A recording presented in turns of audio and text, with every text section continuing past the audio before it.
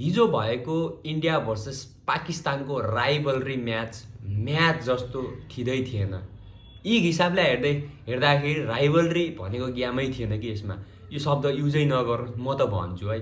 एको हो र इन्डियाले डोमिनेसन तरिकाले हराइदियो, 61 रनले हराइदियो। सानोतिनो रन होइन, पाकिस्तान र इन्डियाको भनेको काटाकाट मारामारको क्रिकेट हुन्छ भनेपछि बढीमा जितेपछि 6-7 रनले इन्डियाले जित्ने गर्थ्यो, पाकिस्तानले जित्ने गर्थ्यो। तर हिजो चाहिँ 61 रनले जो हराइदियो हो इन्डियाले, छरपस्टै पारिदियो, बेइज्जतै गरिदियो, इज्जतै फालिदियो भन्दा पनि फरक नपर्ला।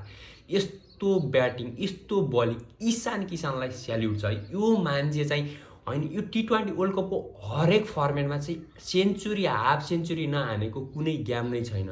यस्तो डेन्जर प्लेयर हो क्या यो मान्छे। 2 वर्ष गुमनाम भएको मान्छे आएर लगातार हाफ सेन्चुरी हान्न लाग्यो भने चाहिँ ब्याटिङ त्यस्तो गर्न लागेपछि हुँदैन नि हो। 77 समथिङ त्यत्तिको रन इशान किसानले हानिसकेपछि अरूले सूर्यकुमार आएर सम्हाले, त्यसपछिदेखि लिएर शिवम दुबे आएर सम्हाले, तिलक वर्मा आएर सम्हाले। तर बवाल थियो हिजोको गेम। अनि त्यसपछि विकेटका हिसाबले हार्दिक पाण्डेले 2टा विकेट, वरुण चक्रवर्तीले 2टा, त्यसपछिदेखि लिएर जसप्रित बुमराले 2टा, तिलक वर्माले एउटा।